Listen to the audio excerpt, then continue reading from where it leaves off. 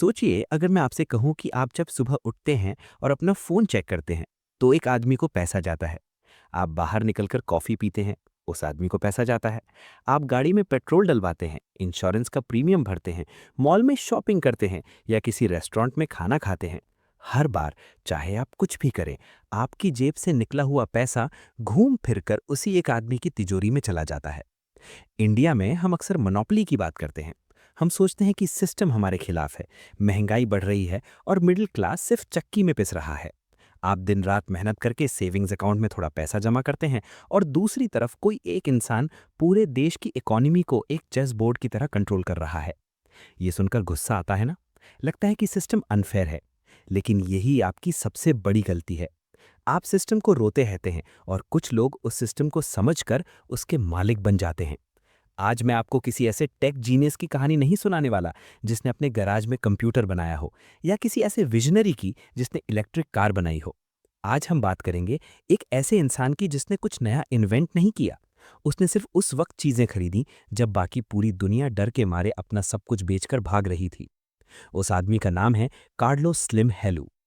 एक वक्त पर बिल गेट्स और वॉरेन बफेट को पीछे छोड़कर दुनिया का सबसे अमीर आदमी बनने वाला ये शख्स मैक्सिको का एक ऐसा फाइनेंशियल डिक्टेटर बन गया जिसे मिस्टर मोनोपोली कहा जाता है।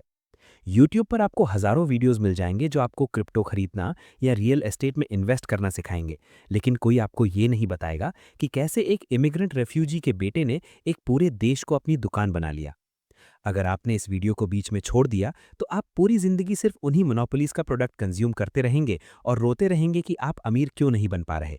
लेकिन अगर आप आज आखिरी तक रुके तो आपको वेल्थ क्रिएशन का वो नंगा और कड़वा सच पता चलेगा जो किसी एमबीए कॉलेज में नहीं सिखाया जाता। ये कहानी सिर्फ पैसा कमाने की नहीं है, ये कहानी है डर को खरीदने की और देश को कंट्रोल करने की। कहानी की शुरुआत मेक्सिको में नहीं, बल्कि वहां से हजारों किलोमीटर दूर लेबनान में होती है। 1902 का साल था। ऑटोमन एम्पायर यानी उस्मानी सल्तनत के दौर में लेबनान के हालात बहुत खराब थे।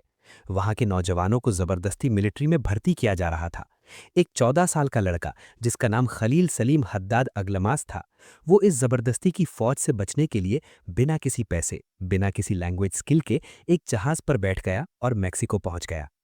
मैक्सिको आकर उसने अपना नाम बदलकर जूलियन स्लिम हद्दाद रख लिया। ये कार्लो स्लिम के पिता थे। सोचकर देखिए, एक 14 साल का बच्चा जो स्पेनिश का एक शब्द नहीं जानता था, वो अनजान देश में आता है। उसने क्या किया? रोना शुरू नहीं किया, उसने अपने दिमाग का इस्तेमाल किया। जूलियन ने शुरुआत में छोटे मोटे काम किए और फिर 1911 में अपने भाई के साथ मिलकर ला एस्ट्राया दिल ओरिएंटे यानी the star of the Orient नाम की एक ड्राई गुड्स की दुकान खोली। ये दुकान मेक्सिको सिटी के बीचों बीच थी। जूलियन ने 1910 के मैक्सिकन रेवोल्यूशन यानी क्रांति के दौरान एक ऐसी आदत डाली जो उनके बेटे कार्लोस स्लिम को दुनिया का सबसे अमीर आदमी बनाने वाली थी। जब मेक्सिको में गोलियां चल रही थी, लोग देश छोड़कर भाग रहे थे, तब जूलियन स्लिम ने आधी कीमत पर रियल एस्टेट और प्रॉपर्टीज खरीदनी शुरू कर दी। उनका फॉर्मूला सिंपल था, जब सड़कों पर खून हो तब जमीन खरीदो। ये रिस्क लेने की आदत और क्राइसिस को अपॉर्चुनिटी में बदलने का माइंडसेट कार्लोस स्लिम के खून में उनके पास आने वाला था। 28 जनवरी 1940 को कार्लोस स्लिम हेलू का जन्म हुआ। उनके पिता जूलियन एक बहुत ही स्ट्रिक्ट और अनुशासित यानी डिसिप्लिन्ड इंसान थे। जब कार्लोस थोड़े बड़े हुए तो उनके पिता ने उन्हें और उनके भाई बहनों को एक अजीब सा गिफ्ट दिया।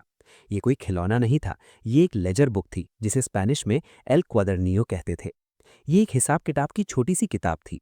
उनके पिता हर हफ्ते उन्हें कुछ पॉकेट मनी देते थे, लेकिन एक शर्त पर। शर्त ये थी कि उन्हें उस छोटी सी किताब में अपने एक एक पैसे का हिसाब लिखना होगा। अगर उन्होंने एक टॉफी भी खरीदी है तो वो उसमें लिखी होनी चाहिए। हर संडे को उनके पिता उन सभी बच्चों के साथ बैठते थे और उस लेजर बुक को चेक करते थे। वो देखते थे कि किसके एक्सपेंसेस ज़्यादा हैं और किसने अपनी पॉकेट मनी बचाई है। जिसने पैसा बचाया होता था उसे शाबाशी मिलती थी। ये कोई छोटी बात नहीं थी, ये कार्लोस स्लिम की जिंदगी का पहला मास्टर क्लास था। उन्होंने सीख लिया था कि पैसा कमाना बड़ी बात नहीं है, पैसे को मैनेज करना और उसको ट्रैक करना सबसे बड़ी बात है। फाइनेंशियल लिटरेसी उन्हें किसी हार्वर्ड यूनिवर्सिटी में नहीं, उनके घर के डाइनिंग टेबल पर सिखाई जा रही थी। जब कार्लोस सिर्फ 12 साल के थे, जब बाकी बच्चे पार्क में खेलते थे, तब कार्लोस स्लिम ने अपनी बचत के पैसों से बैंको नेशनल ऑफ मेक्सिको के शेयर्स खरीद लिए थे। 12 साल का लड़का स्टॉक मार्केट में इन्वेस्ट कर रहा था। उन्हें कंपाउंडिंग और इन्वेस्टमेंट का नशा चढ़ चुका था। 1953 में कार्लोस पर एक बहुत बड़ा दुख टूटा। उनके पिता जो उनके मेंटर और गाइड थे, उनकी अचानक मौत हो गई। कार्लोस उस वक्त सिर्फ 13 साल के थे। पिता की मौत ने कार्लोस को तोड़ दिया, लेकिन उनकी सीख को नहीं। कार्लोस ने पढ़ाई पर फोकस किया और मेक्सिको की top university, national autonomous university of Mexico से सिविल इंजीनियरिंग की पढ़ाई शुरू की। आपको लगता होगा कि बिलियनियर बनने के लिए बिजनेस की डिग्री चाहिए, लेकिन कार्लोस ने इंजीनियरिंग चुनी क्योंकि इंजीनियरिंग आपको स्ट्रक्चर, मैथमेटिक्स और प्रॉब्लम सॉल्विंग सिखाती है।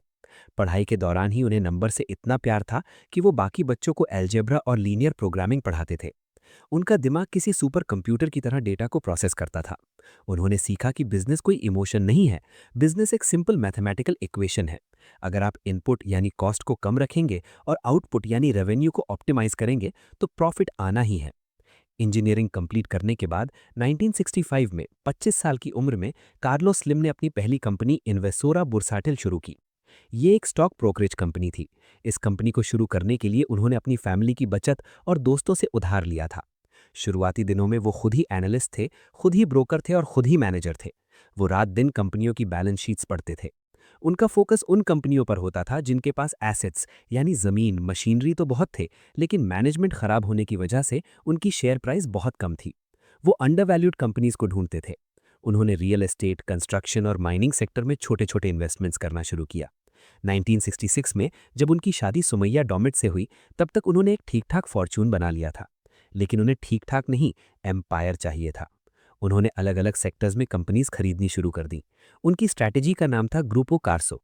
कार्सो शब्द कार्लोस और उनकी पत्नी सुमैया के नाम के पहले अक्षरों से मिलकर बना था। शुरुआती 15 सालों तक कार्लोस स्लिम क्वाइटली अपना पोर्टफोलियो बिल्ड करते रहे। वो मीडिया से दूर रहते थे। वो जानते थे कि जब तक आप पूरी तरह से ताकतवर नहीं हो जाते, तब तक अपने पत्ते किसी को नहीं दिखाने चाहिए। फिर आया 1982 का साल। ये वो साल था जिसने कार्लोस स्लिम को एक आम करोड़पति से एक फाइनेंशियल टाइटन बना दिया। मेक्सिको की इकोनॉमी पूरी तरह से तबाह हो चुकी थी। देश पर विदेशी कर्जा इतना बढ़ गया था कि मैक्सिकन गवर्नमेंट ने डिफॉल्ट यानी कर्जा चुकाने से इनकार कर दिया। मैक्सिकन पेसो की वैल्यू मिट्टी में मिल गई थी। देश में हाइपर इन्फ्लेशन आ गया था। जो विदेशी इन्वेस्टर्स थे वो डर के मारे मैक्सिको छोड़कर भाग रहे थे। बड़ी बड़ी कंपनियां बैंकरप्ट हो रही थी। सड़कों पर डर और पैनिक का माहौल था। जो मैक्सिकन अमीर थे वो भी अपनी फैक्ट्रीज और बिजनेसेस आधी से भी कम कीमत पर बेचकर अमेरिका भाग रहे थे। ये वही माहौल था जो कार्लोस स्लिम के पिता ने 1910 के मैक्सिकन रिवॉल्यूशन में देखा था। कार्लोस स्लिम के दिमाग में उनके पिता की वो बात गूंज उठी, जब सब बेच रहे हों तब खरीदो। कार्लोस स्लिम ने पैनिक नहीं किया। उन्होंने अपना एक एक पैसा इकट्ठा किया। जब बाकी लोग देश छोड़ रहे थे, तब कार्लोस स्लिम उन डूबती हुई कंपनियों के मालिकों के पास गए और उन्हें ऑफर दिया। उन्होंने सिगरेट बनाने वाली कंपनियां, टायर बनाने वाली कंपनियां, माइनिंग कंपनीज और रिटेल चेन्स को उनकी असली वैल्यू के 10% हिस्से में खरीद लिया। लोगों ने उन्हें पागल कहा। लोगों ने कहा कि मेक्सिको अब कभी रिकवर नहीं करेगा और कार्लोस स्लिम का सारा पैसा डूब जाएगा। लेकिन कार्लोस का दिमाग इंजीनियरिंग, मैथमेटिक्स और वैल्यू इन्वेस्टिंग पर चल रहा था। उन्हें पता था कि क्राइसिस हमेशा के लिए नहीं होता, एक देश अपनी मौत नहीं मार सकता। जब मार्केट वापस ठीक होगा तो इन कंपनीज की वैल्यू हजारों गुना बढ़ जाएगी। उन्होंने रेनॉल्ड एल्यूमिनियम, जनरल टायर और सैनबॉन्स, जो कि एक बहुत पुरानी और famous retail and restaurant chain थी, उसे खरीदा। सैनबॉन्स की कहानी बहुत दिलचस्प है। सैनबॉन्स घाटे में जा रहा था। कार्लोस ने उसे खरीदा और उसमें अपना स्लिम टच लगाया। स्लिम की स्ट्रैटेजी होती थी रूथलेस कॉस्ट कटिंग। उन्होंने मैनेजमेंट की सारी लक्जरीज खत्म कर दी। बड़े बड़े फैंसी ऑफिसेज बंद कर दिए। सीईओ से लेकर क्लर्क तक सबको कहा गया कि पेपर के दोनों साइड प्रिंट करना है। अगर किसी ब्रांच में बल्ब खराब होता था तो नया बल्ब लगाने से पहले जस्टिफिकेशन देना पड़ता था। लेकिन उन्होंने प्रोडक्ट की क्वालिटी से कभी समझौता नहीं किया।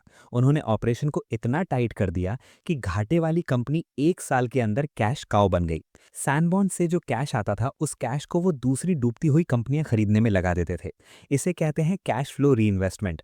आप प्रॉफिट को अपने बैंक में नहीं रखते, ना ही महंगी गाड़ियां खरीदते हैं। आप उस प्रॉफिट से दूसरी मशीन खरीद लेते हैं जो और प्रॉफिट बनाती है। 1980s का पूरा दशक कार्लोस स्लिम ने आग में खेलते हुए बिताया। उन्होंने देश के सबसे सस्ते दामों पर सबसे अनमोल एसेट्स इकट्ठे कर लिए थे।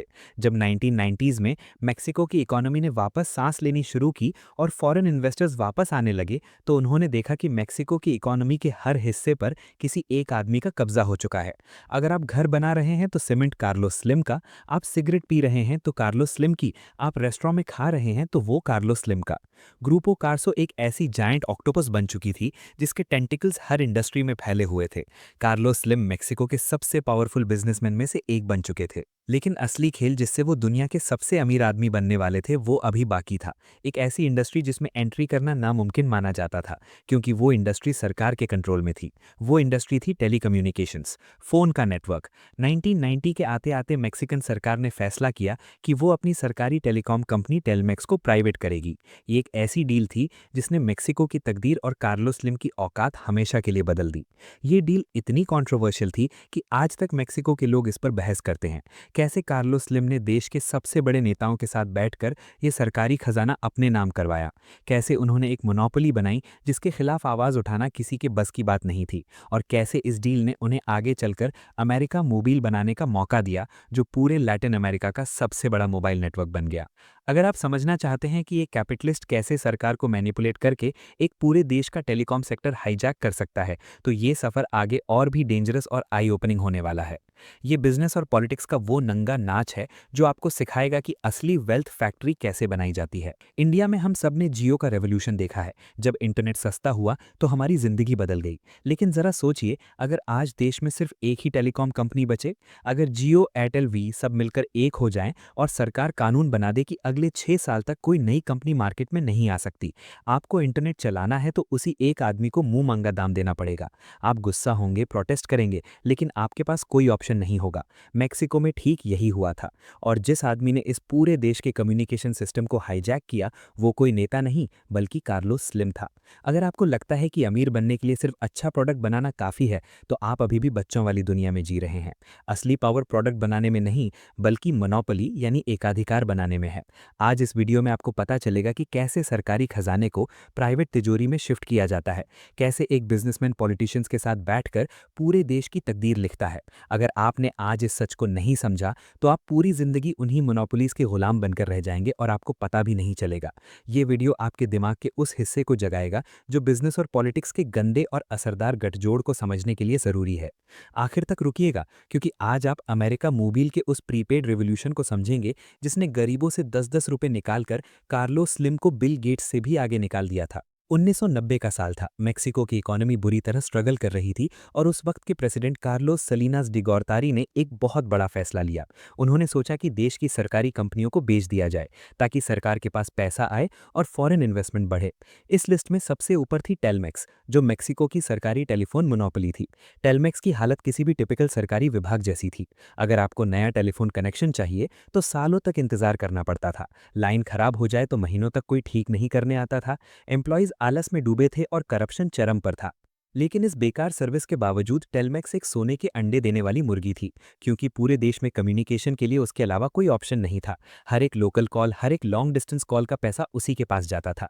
कार्लोस स्लिम की चील जैसी नज़र इस सरकारी खजाने पर पड़ चुकी थी। वो जानते थे कि ये पाइप अगर उनके हाथ लग गया तो पैसा पानी की तरह उनके बैंक अकाउंट में बहेगा। लेकिन टेलमेक्स को खरीदना किसी एक आदमी या एक कंपनी के बस की बात नहीं थी। यहाँ कार्लोस ने अपना सबसे बड़ा मास्टर स्ट्रोक खेला।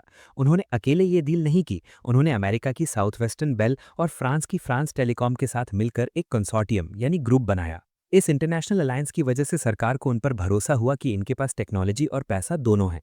दिसंबर 1990 में कार्लोस स्लिम के ग्रुप ने टेलमेक्स का कंट्रोलिंग स्टेक लगभग 1.7 बिलियन डॉलर्स में खरीद लिया। यहीं से शुरू होती है मेक्सिको के इतिहास की सबसे बड़ी कंट्रोवर्सी।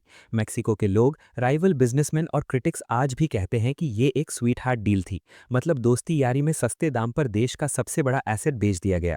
कार्लोस स्लिम के प्रेसिडेंट सलीनास के साथ बहुत अच्छे और गहरे रिलेशंस थे। और सबसे हैरान करने वाली बात ये थी कि कार्लोस स्लिम ने अपनी जेब से पूरा पैसा एक साथ नहीं दिया। उन्होंने डील को ऐसी शर्त और फाइनेंशियल इंजीनियरिंग के साथ स्ट्रक्चर किया कि वो टेलमेक्स से आने वाले प्रॉफिट से ही टेलमेक्स की किस्त चुकाएंगे। सोच कर देखिए, आपने एक गाड़ी खरीदी लेकिन पैसे नहीं दिए। आपने उस गाड़ी को रेंट पर चलाया और उस रेंट की आमदनी से गाड़ी की ईएमआई भरी। एंड में गाड़ी आपकी और जेब से 1 रुपया भी रिस्क पर नहीं गया। इसे कॉर्पोरेट फाइनेंस की भाषा में लेवरेज्ड बायआउट का एक रूप कहते हैं। और इस डील के साथ कार्लोस स्लिम ने सरकार से एक ऐसी शर्त मनवाई जिसने उन्हें इनविंसिबल यानी अजय बना दिया। उन्होंने सरकार से गारंटी ली कि अगले 6 साल तक मेक्सिको में कोई और टेलीकॉम कंपनी एंट्री नहीं कर सकती, ताकि फॉरेन कंपटीशन उन्हें डिस्ट्रॉय ना कर दे। टेलमेक्स को एक लीगल मोनोपोली का स्टेटस दे दिया गया। सरकार का आम जनता को तर्क ये था कि टेलमेक्स को अपना सदियों पुराना इंफ्रास्ट्रक्चर ठीक करने के लिए वक्त और सिक्योर मार्केट चाहिए, इसलिए कंपटीशन रोक दिया गया है। लेकिन असलियत में इन 6 सालों में कार्लोस स्लिम ने टेलमेक्स को एक ऐसी ब्रूटल कैश प्रिंटिंग मशीन बना दिया जिसको बीट करना आगे चलकर किसी के लिए भी नामुमकिन हो गया। टेलमेक्स का मालिक बनते ही कार्लोस ने अपने ग्रुपो कार्सो वाली वही पुरानी रूथलेस कॉस्ट कटिंग शुरू कर दी। उन्होंने सरकारी आलस और मैनेजमेंट की सुस्ती को जड़ से उखाड़ फेंका। उन्होंने अपने इंटरनेशनल पार्टनर्स की मदद से मॉडर्न टेक्नोलॉजी, नए डिजिटल स्विचेस और फाइबर ऑप्टिक नेटवर्क्स में billions of dollars aggressively invest किए। पुराने एम्प्लॉयज़ जो काम नहीं करते थे या सिस्टम को स्लो करते थे, उन्हें बाहर का रास्ता दिखाया गया। प्रोडक्टिविटी बढ़ाई गई, सर्विस पहले से बेहतर हुई, नए कनेक्शन का वेटिंग टाइम कम हुआ, लेकिन साथ ही टेलीफोन कॉल्स के दाम भी तेजी से बढ़ गए। चूंकि मार्केट में कोई दूसरा प्लेयर नहीं था, जनता के पास कोई और रास्ता नहीं था। लोग वही दाम देने को मजबूर थे जो कार्लोस स्लिम और उनकी मैनेजमेंट तय करते थे। मेक्सिको का हर एक नागरिक, चाहे वो अमीर बिजनेसमैन हो या गरीब मजदूर, अपने फोन बिल के रूप में डायरेक्टली कार्लोस स्लिम को एक तरह का टैक्स दे रहा था। टेलमेक्स से आने वाला कैश फ्लो इतना विशाल था कि वो एक समुद्र जैसा बन गया। कार्लोस इस कैश को लगातार निकालते और अपने बिजनेस एम्पायर की दूसरी कंपनियों में डाल देते थे। ये एक ऐसी मोनोपोली थी जो अपने आप को खुद फीड कर रही थी और हर नए दिन और बड़ी और ताकतवर हो रही थी। लेकिन कार्लोस स्लिम की असली जीनियस, जिससे उन्हें दुनिया के सबसे अमीर आदमी बनना था, वो अभी सामने आनी बाकी थी। 1990s के आखिरी दौर में लैंडलाइन का जमाना धीरे धीरे अपनी चोटी पर पहुंच रहा था और मोबाइल फोन्स मार्केट में धीरे धीरे उतर रहे थे। शुरुआत में मोबाइल फोन सिर्फ अमीर लोगों, पॉलिटिशियंस और टॉप एग्जीक्यूटिव्स के पास होते थे। इसका कारण ये था कि मोबाइल कनेक्शन लेने के लिए आपको क्रेडिट चेक करवाना पड़ता था, बैंक अकाउंट होना जरूरी था और हर महीने एक फिक्स्ड और लंबा चौड़ा बिल आता था जिसे गरीब लोग अफोर्ड नहीं कर सकते थे। मैक्सिको और बाकी पूरे लैटिन अमेरिका में ज़्यादातर आबादी लो इनकम क्लास की थी। उनके पास ना प्रॉपर बैंकिंग सिस्टम था, ना ही वो क्रेडिट प्रूव कर सकते थे। बड़ी बड़ी वेस्टर्न टेलीकॉम कंपनियों और एनालिस्ट्स ने सोचा कि लैटिन अमेरिका में मोबाइल फ़ोन का मार्केट बहुत ही छोटा है क्योंकि मेजॉरिटी लोग गरीब हैं। लेकिन यहाँ कार्लोस स्लिम के उस दिमाग ने काम किया जिसने बचपन में छोटी सी दुकान में हिसाब किया था। उन्होंने लैंडलाइन बिजनेस टेलमेक्स से अपने मोबाइल डिवीजन को पूरी तरह अलग किया और 2000 में एक नई कंपनी स्पिन ऑफ की जिसका नाम रखा गया अमेरिका मोबिल। उनका मकसद सिर्फ अमीरों को फ़ोन बेचना नहीं था, उनका मकसद था हर एक मैक्सिकन के हाथ में फ़ोन पकड़ाना। कार्लोस जानते थे कि एक आम गरीब आदमी के पास एक साथ 1000 रुपए देने को नहीं है, लेकिन उसके पास रोज की मजदूरी से आए हुए 10 या 20 रुपए जरूर हैं जिसे वो कम्युनिकेट करने के लिए खर्च कर सकता है। उन्होंने अपनी कंपनी के जरिए अमीगो नाम से प्रीपेड मोबाइल कार्ड्स लॉन्च किए। ये ठीक वही रेवोल्यूशनरी प्रीपेड सिस्टम है जो आज इंडिया में हर गली नुक्कड़ पर चलता है और जिसने भारत में मोबाइल क्रांति लाई। आप दुकान पर जाएं, एक कार्ड खरीदें, पीछे से स्क्रैच करें और कोड डालकर अपने फोन में बैलेंस डलवा लें। कोई पेपर वर्क नहीं, कोई बैंक अकाउंट नहीं, कोई क्रेडिट चेक नहीं और कोई लंबा मंथली बिल आने का डर नहीं। आपके पास जितना पैसा है आप उतने की ही बात कर सकते हैं। इस प्रीपेड सिस्टम ने एक ग्लोबल रेवोल्यूशन ला दिया। जिन लोगों ने जिंदगी में कभी अपने घर में लैंडलाइन फोन नहीं देखा था, जो गांव और कच्ची बस्तियों में रहते थे, उनके हाथों में सीधा मोबाइल आ गया। कार्लोस स्लिम ने मोबाइल फोन को अमीरों के लग्जरी खिलौने से निकालकर गरीबों की सबसे बेसिक जरूरत बना दिया। अमेरिका मोबिल ने उन सभी गरीब और अनबैंक्ड लोगों को अपना लॉयल कस्टमर बना लिया जिन्हें बाकी दुनिया की वेस्टर्न कंपनियां टोटली इग्नोर कर रही थीं। वॉल्यूम इतना बड़ा और मैसिव था कि हर रोज होने वाले उन छोटे छोटे 10-20 रुपए के रिचार्जेस से आने वाला पैसा मिलकर अरबों डॉलर्स बन गया। ये कार्लोस स्लिम का सबसे बड़ा बिजनेस मास्टर स्ट्रोक था। बॉटम ऑफ द पिरामिड, यानी समाज के सबसे गरीब तबके को समझना और उन्हें मोनेटाइज करना। जब आप मिलियंस और करोड़ लोगों से थोड़ा थोड़ा पैसा रेगुलर बेसिस पर कमाते हैं तो आप उन लोगों से कहीं ज्यादा अमीर हो जाते हैं जो सिर्फ कुछ हजार अमीरों को महंगी और प्रीमियम चीजें बेचते हैं। टेलमेक्स की लैंडलाइन मोनोपोली से जो अंत था, यानी एंडलेस कैश आ रहा था, और अमीगो प्रीपेड कार्ड से जो रोज का कैश फ्लो बन रहा था, उस पैसे को कार्लोस ने अमेरिका मोबिल की एग्रेसिव इंटरनेशनल एक्सपेंशन में झोंक दिया। उन्होंने सिर्फ मेक्सिको पर रुकने का फैसला नहीं किया था। जब दूसरी ग्लोबल टेलीकॉम कंपनियां 2000 के .com क्रैश और टेलीकम्युनिकेशन मेल्टडाउन में बैंकरप्ट हो रही थी और अपने फॉरेन एसेट्स दर के मारे बेच रही थी, तब कार्लोस ने वही अपना पुराना पिता का सिखाया हुआ फॉर्मूला अपनाया। जब बाकी सब डर कर बेच रहे हों, तब अग्रेसिव होकर खरीदो। उन्होंने Brazil, Colombia, Argentina, Peru, Chile, Ecuador और लगभग पूरे लैटिन अमेरिका में डूबती हुई ही घाटे में चल रही टेलीकॉम कंपनियों को कौड़ियों के दाम यानी डर्ट चीप खरीद लिया। उन सभी बिखरी हुई कंपनियों को उन्होंने खरीदा, उनका मैनेजमेंट ठीक किया, कॉस्ट कटिंग की और उन्हें क्लारो और अमेरिका मोबिल के ह्यूज अम्ब्रेला के नीचे लाकर खड़ा कर दिया। कुछ ही सालों की इस एग्रेसिव हंगर के बाद अमेरिका मोबिल पूरे लैटिन अमेरिका की सबसे बड़ी मोबाइल नेटवर्क ऑपरेटर बन गई। एक इमिग्रेंट के बेटे ने, जिसके पिता एक छोटी सी दुकान चलाते थे और जो एक रेफ्यूजी थे, उसने अपने दिमाग और मोनोपोली की स्ट्रैटेजी से पूरे कॉन्टिनेंट के कम्युनिकेशन इंफ्रास्ट्रक्चर पर अपना एब्सोल्यूट कब्जा कर लिया था। वो लैटिन अमेरिका के किसी भी इलेक्टेड नेता से भी ज्यादा ताकतवर बन चुके थे, क्योंकि पूरे रीजन की इंफॉर्मेशन, बिजनेस डेटा और कम्युनिकेशन उनके सर्वर्स और फाइबर ऑप्टिक केबल्स के जरिए गुजरती थी। एक आम इंसान की हर पर्सनल कॉल, हर बिजनेस मैसेज कार्लोस स्लिम के बनाए नेटवर्क टोल को क्रॉस करके ही जाता था। ये तो था उनका एक एम्पायर बनाने का तरीका। कैसे उन्होंने गवर्नमेंट दोस्ती, मोनोपोली और प्रीपेड वॉल्यूम स्ट्रैटेजी का यूज करके दुनिया के सबसे अमीर लोगों की लिस्ट में एक अनटचेबल जगह बनाई। लेकिन किसी भी इंसान का असल राज उसके बैलेंस शीट में नहीं, उसके दिमाग के अंदर होता है। एक इंसान जिसके पास इतना बेहिसाब पैसा है कि वो रोज एक नया प्राइवेट जेट खरीद सकता है, दुनिया के सबसे महंगे महल में रह सकता है, वो आज भी एक आम सी नॉर्मल सी घड़ी पहनता है, खुद अपनी गाड़ी चलाकर ट्रैफिक से होता हुआ ऑफिस जाता है और उसी पुराने नॉर्मल से घर में रहता है जो उसने 40 साल पहले खरीदा था। ऐसा क्यों? उनके वो कौन से नियम, उसूल और प्रिंसिपल्स हैं जिन्होंने उन्हें इस मुकाम तक पहुंचाया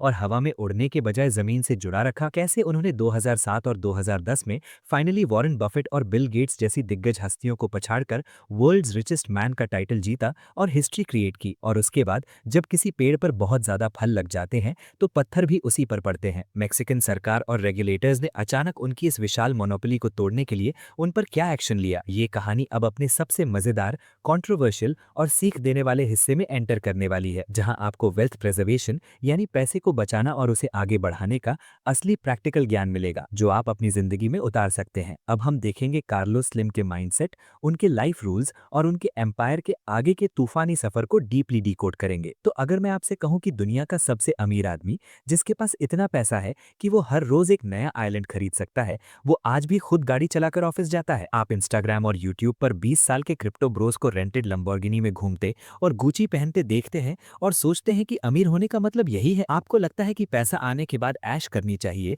ब्रांड लोगोस दिखाने चाहिए, लेकिन रियलिटी बहुत अलग और कड़वी है। जिस आदमी ने 2010 में बिल गेट्स और वॉरेन बफेट जैसी दिग्गज हस्तियों को पछाड़कर वर्ल्ड्स रिचेस्ट मैन का टाइटल जीता, वो आज भी वही पुरानी सिंपल सी घड़ी पहनता है और पिछले 40 साल से उसी एक ही घर में रह रहा है। आपको लगता होगा कि इतना पैसा कमाने के बाद तो इंसान को पागल हो जाना चाहिए, पर यही वो सबसे बड़ी सोच की गलती है जो आपको और हमारी मिडिल क्लास यूथ को आगे बढ़ने से रोकती है। अगर आपने आज इस वीडियो का ये हिस्सा मिस कर दिया तो आप उन गोल्डन रूल्स और बिजनेस प्रिंसिपल से अनजान रह जाएंगे जो दुनिया के टॉप 0.001% लोग अपने बच्चों को सिखाते हैं। ये प्रिंसिपल्स किसी महंगी MBA डिग्री या मोटिवेशन सेमिनार में नहीं मिलेंगे। अगर आप अपनी जनरेशन का पहला करोड़पति बनना चाहते हैं तो इस स्क्रिप्ट को ध्यान से सुनिएगा, क्योंकि आज हम डिकोड करेंगे कार्लोस स्लिम के दिमाग को, उनके उसूलों को और उस भयानक तूफान को जब मैक्सिकन सरकार ने अचानक उनकी पूरी मोनोपोली को तबाह करने का चक्रव्यूह रचा। 2007 से 2010 के बीच पूरी दुनिया एक भयानक फाइनेंशियल क्राइसिस से गुजर रही थी। अमेरिका में लेमन ब्रदर्स डूब चुका था, वॉल स्ट्रीट पर खून बिखरा था और बिल गेट्स से लेकर वॉरेन बफेट तक सबकी नेटवर्थ तेजी से गिर रही थी। लेकिन इस ग्लोबल तबाही के बीच मेक्सिको में बैठा एक आदमी हर रोज अमीर हो रहा था। कार्लोस स्लिम की टेलीकॉम कंपनी अमेरिका मोबिल पूरे लैटिन अमेरिका में प्रीपेड मोबाइल रेवोल्यूशन ला चुकी थी। गरीब से गरीब आदमी भी अपना पेट काटकर मोबाइल रिचार्ज करवा रहा था। जब बाकी दुनिया की इकोनॉमी रुकी हुई थी, कार्लोस स्लिम का कैश फ्लो एक सुनामी की तरह बढ़ रहा था और आखिरकार 2010 में फोर्ब्स मैगजीन ने ऑफिशियल अनाउंस कर दिया कि कार्लोस स्लिम एलयू अब दुनिया के सबसे अमीर इंसान बन गए हैं। ये इतिहास में पहली बार था कि किसी डेवलपिंग नेशन का कोई नागरिक किसी अमेरिकन या यूरोपियन को पीछे छोड़कर नंबर 1 की पोजीशन पर पहुंचा था। ये इंडिया, मैक्सिको और ब्राजील जैसे देशों के लिए एक बहुत बड़ा साइकोलॉजिकल शिफ्ट था। इसने साबित कर दिया कि वेल्थ क्रिएशन सिर्फ सिलिकॉन वैली की जागीर नहीं है। अगर आप अपने देश के सिस्टम और डेमोग्राफिक्स को समझ लें तो आप दुनिया पर राज कर सकते हैं। लेकिन इस एब्सोल्यूट पावर और बेहिसाब दौलत के बावजूद कार्लोस स्लिम की पर्सनल लाइफ किसी मिडिल क्लास अंकल जैसी थी। जब रिपोर्टर्स उनका इंटरव्यू लेने उनके घर लोमास दे चपुलतेपेक पहुंचे तो वो हैरान रह गए। उन्हें उम्मीद थी कि वहां सोने के दरवाजे होंगे, दर्जनों नौकर होंगे और प्राइवेट जेट्स की लाइन लगी होगी। लेकिन कार्लोस का घर एक नॉर्मल 6 बेडरूम हाउस था जिसे उन्होंने 40 साल पहले खरीदा था। वो अपने घर से अपने ऑफिस, जो सिर्फ 3 किलोमीटर दूर था, खुद अपनी पुरानी मर्सिडीज चलाकर जाते थे, बिना किसी हैवी सिक्योरिटी कॉन्वॉय के। उनकी कलाई पर कोई रोलेक्स या पटिक फिलिप नहीं, बल्कि एक सस्ती सी प्लास्टिक की घड़ी होती थी। उनके ऑफिस में कोई फैंसी इंपोर्टेड फर्नीचर नहीं था, नहीं कोई पर्सनल शेफ। वो अपने स्टाफ के साथ वही नॉर्मल मैक्सिकन खाना खाते थे। एक बार एक जर्नलिस्ट ने उनसे पूछा कि आप इतने अमीर हैं, फिर भी इतनी कंजूसी क्यों? कार्लोस ने एक ऐसी बात कही जो आपको अपने दिमाग में टैटू करवा लेनी चाहिए। उन्होंने कहा कि पैसा पेड़ पर लगे हुए फलों के बाग की तरह होता है। आपको उस बाग से सिर्फ उतने ही फल तोड़ने चाहिए जितनी आपको भूख है। अगर आप अपने ही पेड़ों को काटकर उनकी लकड़ी बेचने लगेंगे तो आपका बाग जल्द ही बंजर हो जाएगा। उनका सीधा सा मतलब था कि वेल्थ बिजनेसेस को बढ़ाने और सोसाइटी में वैल्यू क्रिएट करने के लिए होती है, पर्सनल शो ऑफ के लिए नहीं। एक असली बिजनेसमैन अपने बिजनेस का मालिक होता है, उसका गुलाम नहीं। कार्लोस स्लिम ने अपने एम्पायर को बड़ा करने के लिए कुछ बहुत ही सख्त उसूल बनाए थे। ये उनके वो प्रिंसिपल्स हैं जिन्होंने उन्हें इस मुकाम तक पहुंचाया।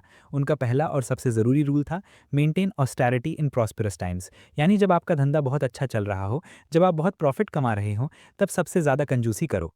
आमतौर पर लोग जब पैसा कमाते हैं तो नई गाड़ी खरीदते हैं, ऑफिस को लग्जरी बनाते हैं, अननेसेसरी स्टाफ हायर करते हैं।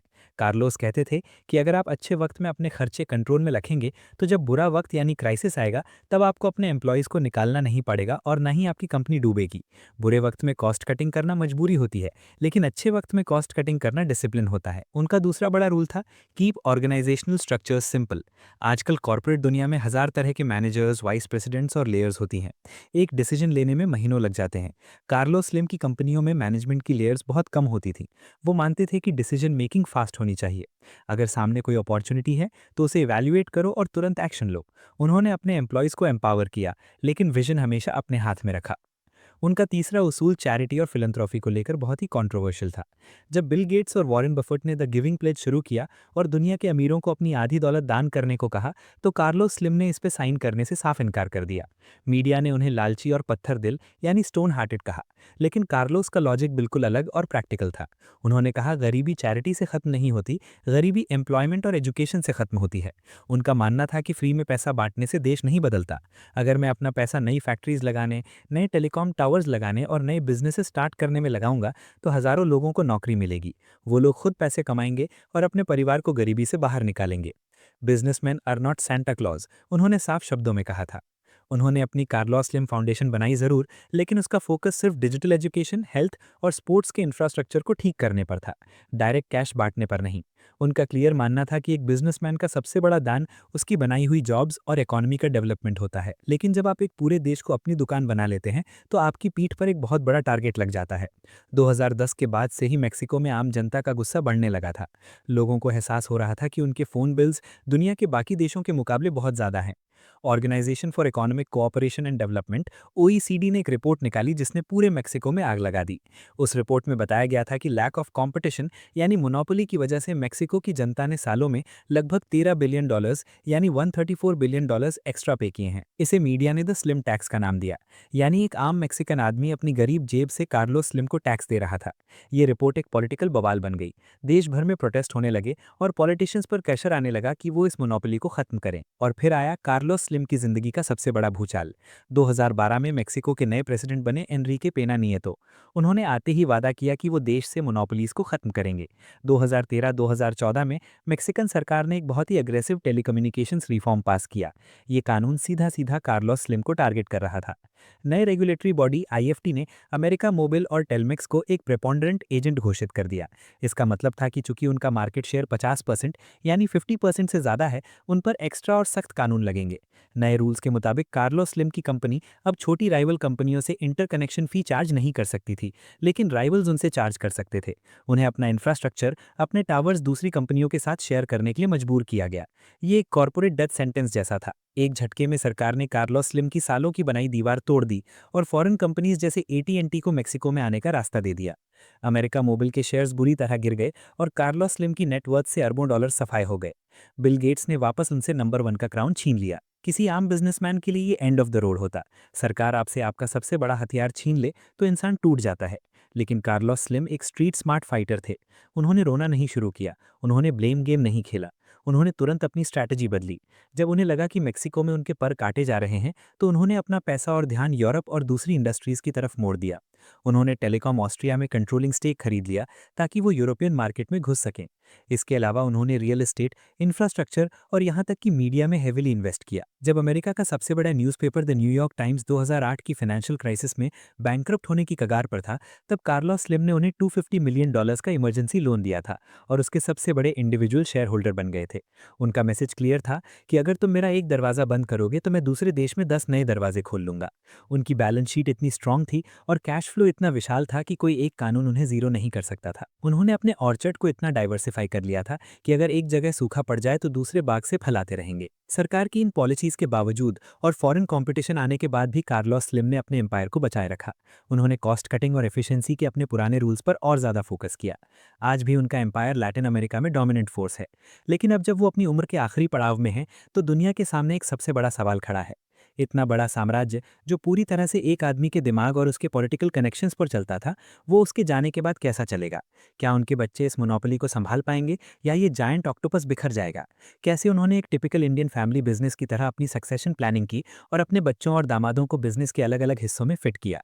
और आखिर में कार्लोस स्लिम की इस पूरी जिंदगी से हम और आप एक अल्टीमेट लेसन क्या निकाल सकते हैं जो हमें फाइनेंशियल आज़ादी तक ले जाए?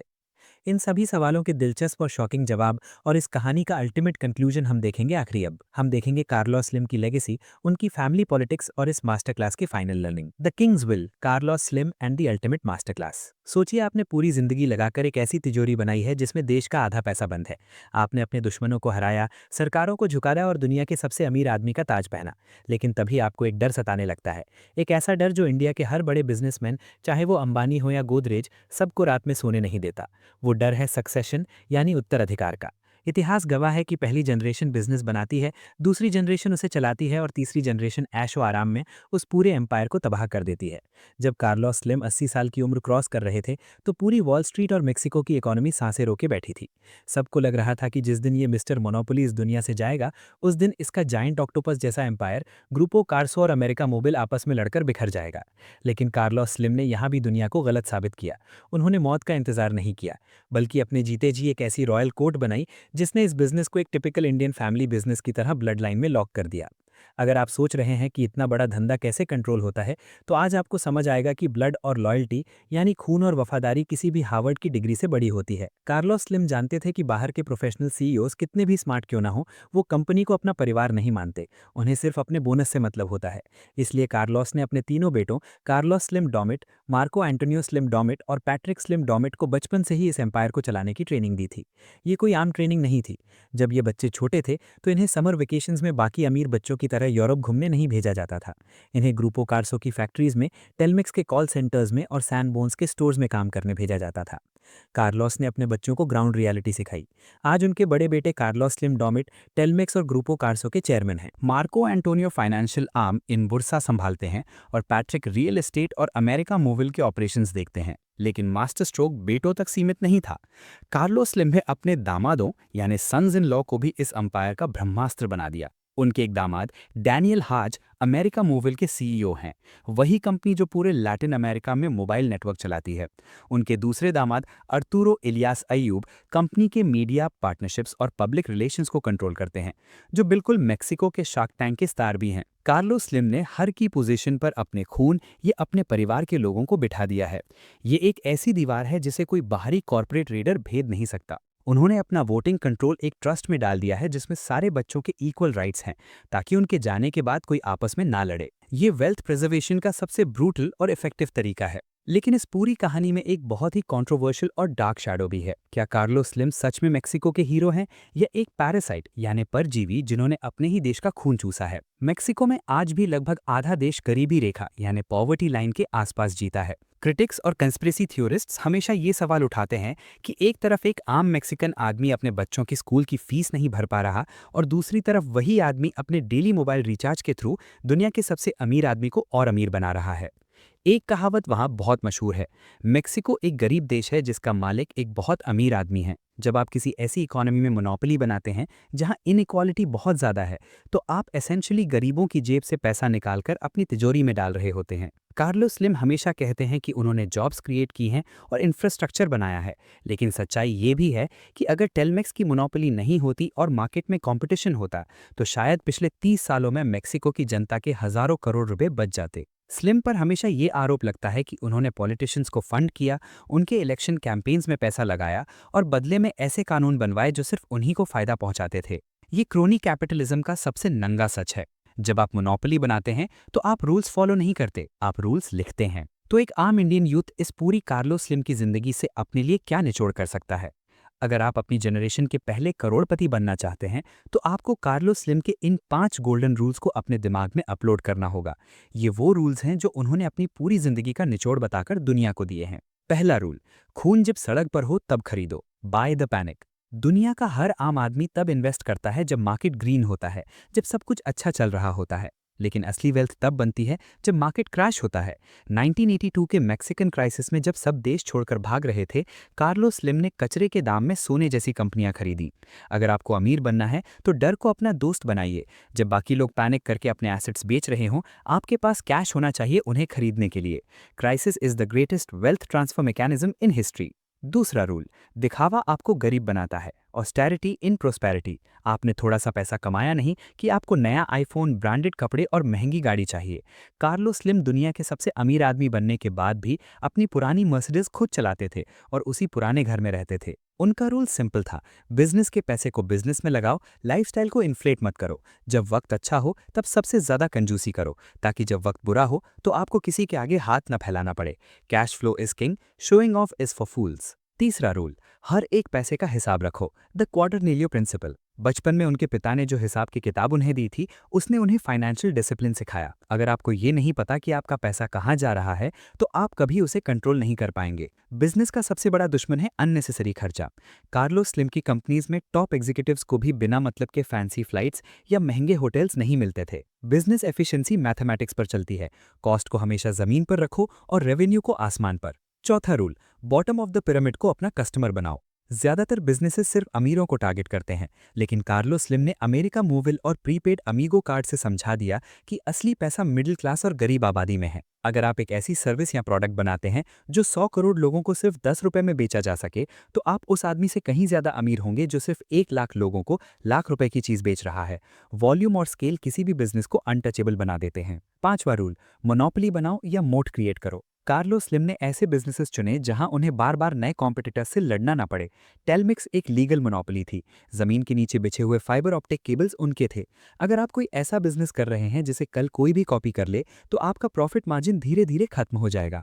अपने बिजनेस के चारों तरफ एक ऐसी मोट यानी खाई बनाइए, चाहे वो टेक्नोलॉजी की हो, लाइसेंसेस की हो या डिस्ट्रीब्यूशन नेटवर्क की हो, जिसे पार करना किसी और के लिए नामुमकिन हो। कार्लोस स्लिम हेलू की कहानी हमें बताती है कि दुनिया में कुछ भी फेयर या अनफेयर नहीं होता। सिस्टम उसी का होता है जो सिस्टम को समझता है। एक 14 साल के इमिग्रेंट बच्चे के पिता ने जो मैक्सिको की सड़कों पर बीज बोया था, कार्लोस स्लिम ने उसे अपने दिमाग और डिसिप्लिन से दुनिया का सबसे बड़ा पेड़ बना दिया। उन्होंने कोई नया सॉफ्टवेयर कोड नहीं लिखा, कोई नई दवाई नहीं बनाई।